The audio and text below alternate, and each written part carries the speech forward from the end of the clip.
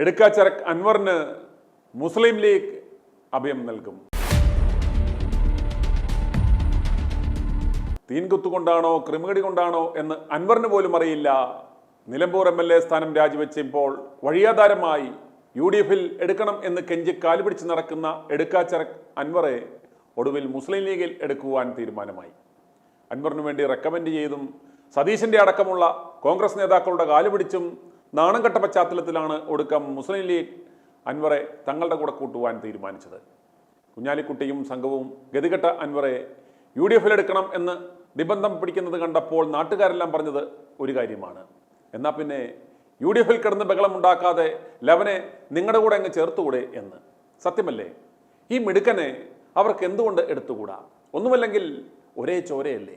അങ്ങനെയാണ് ഒടുക്കം കുഞ്ഞാലിക്കുട്ടി ഇടപെട്ട് അൻവറെ കോരി മുസ്ലിം ലീഗിൽ ഇടുവാൻ തീരുമാനിച്ചത്. വരുന്ന നിയമസഭാ തെരഞ്ഞെടുപ്പിൽ 5 മന്ത്രിമാരെയെങ്കിലും ഉറപ്പിക്കണമെങ്കിൽ MLA-മാരുടെ എണ്ണം കൂട്ടിയേ പറ്റൂ. വരുന്ന തവണ നിലമ്പൂർ സീറ്റ് ഏതായാലും ആര്യാടൻ ഷൗക്കത്തിന് കൊടുത്തേ പറ്റുകയുള്ളൂ. അതിൽ കിടന്നിനി അടികൂടാൻ പറ്റിയ സാഹചര്യമല്ല ഇപ്പോൾ.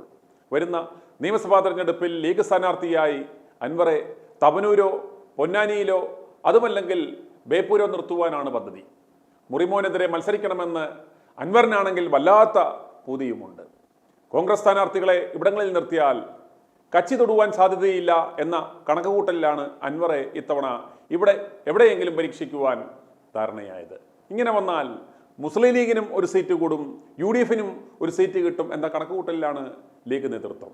അതുപോലെ വരുന്ന നിയമസഭാ തെരഞ്ഞെടുപ്പിൽ ലീഗിന് കൂടുതൽ സീറ്റ് ആവശ്യപ്പെടുവാനും തെരഞ്ഞെടുപ്പ് കഴിഞ്ഞാൽ കുഞ്ഞാപ്പയെ മുഖ്യമന്ത്രിയാക്കുവാനും അമ്പൂക്ക കൂടെ ഉണ്ടെങ്കിൽ ഒരു ബലമാണെന്ന് അവർ കരുതുന്നു. സതീശനെ ഒതുക്കുവാൻ ഇനി അതേ മാർഗമുള്ളൂ എന്ന് കണ്ടാണ് അവർ അമ്പൂക്കായെ മുസ്ലിം ലീഗിൽ എടുക്കുന്നത്. കുഞ്ഞാലിക്കുട്ടി ഇതുമായി ബന്ധപ്പെട്ട കാര്യങ്ങൾ കഴിഞ്ഞ ദിവസം ഉസ്മാൻ രമേശുമായി ആലോചിക്കുകയും ഉസ്മാൻ ഇതിന് പച്ചക്കൊടി കാണിക്കുകയും ചെയ്തു എന്നാണ് വിവരം.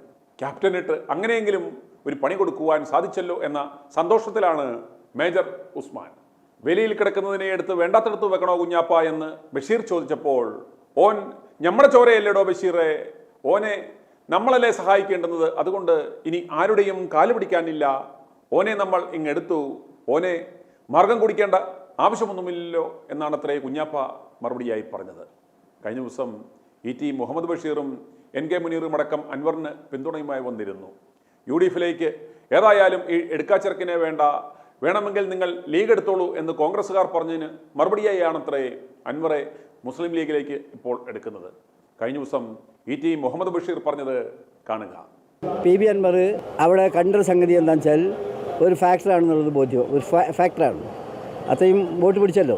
UDF-ൻ്റെ അടിത്തറ അടുത്ത തെരഞ്ഞെടുപ്പ് ആകുമ്പോഴത്തേക്കും കൂടുതൽ വ്യാപകമാക്കേണ്ടത് ന്യായമായൊരു പൊളിറ്റിക്സാണ്. അതിൽ സമാന ചിന്താഗതിക്കാരായിട്ട് വരുന്ന ആളുകളെ ഏതെല്ലാം വിധത്തിൽ റെക്കമെൻഡേറ്റ് ചെയ്യണമെന്ന കാര്യം ചർച്ച ചെയ്യപ്പെടേണ്ട കാര്യമാണ്. ഇതിനിടയ്ക്ക് അൻവർ അഖില കേരള ലൈംഗിക തൊഴിലാളി യൂണിയൻ പ്രസിഡന്റ് നിലമ്പൂർ സർലയുടെ അടുത്തുവരെ പോയി ചെറിയൊരു സഖ്യമുണ്ടാക്കുന്നു എന്ന് ചോദിച്ചതായി വിവരം കിട്ടിയിട്ടുണ്ട്.